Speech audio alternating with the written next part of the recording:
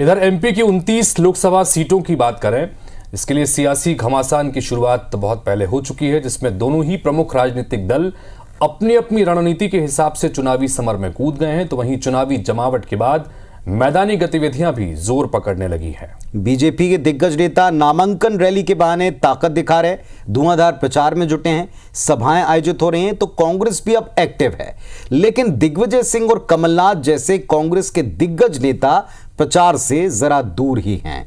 क्यों है ऐसा, रिपोर्ट में देखें।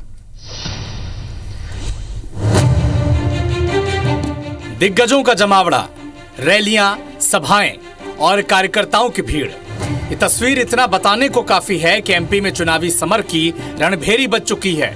बीजेपी केंद्रीय नेतृत्व से लेकर प्रदेश नेतृत्व को एमपी के अलग अलग इलाकों में भेजकर अपने पक्ष में माहौल बना रही है।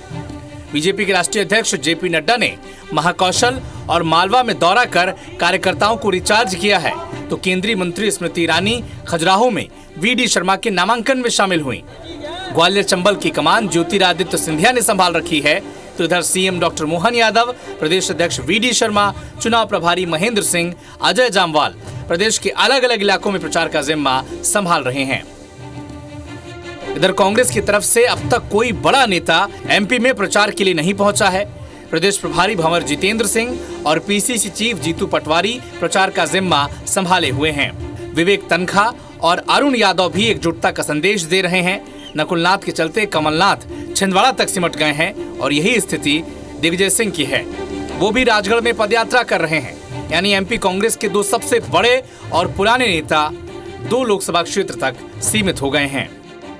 माननीय मोदी जी के नेतृत्व में 400 पार का जो नारा है वो सार्थक होगा। मध्य प्रदेश की 29 लोकसभा हम जीतेंगे। प्रधानमंत्री मोदी जी के नेतृत्व में इस देश के अंदर आम जनता जनार्दन प्रधानमंत्री मोदी जी को तीसरी बार पुनः प्रधानमंत्री बनाने के लिए लालायित है। मेरा यह मानना है कि जिसके पक्ष में धर्म हो, सत्य हो, लोकतंत्र हो, जीत उसकी पक्की है। प्रदेश का पूरा नेतृत्व एक साथ है, एक मंच पे है, चुनाव के में जुटा हुआ है, लगा हुआ है, चाहे वो नामांकन की प्रक्रियाएं हो या दूसरे प्रचार प्रसार के काम हो।